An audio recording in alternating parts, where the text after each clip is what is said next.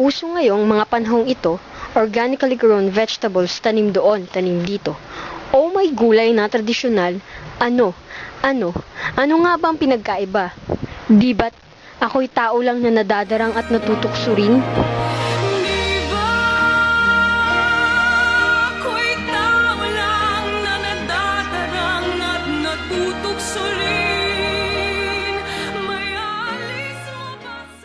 Ang kamatis ay isang gulay sa omelette ni nanay. Ngunit alam niyo ba na prutas ito sa tunay na buhay? Boom! Vegetable, vegetare, o vegetabilis ba'y magkakahulugan? Hindi ko ba alam, ako'y naguguluhan. Tulad ba ng pagkain ng gulay ang supplementation?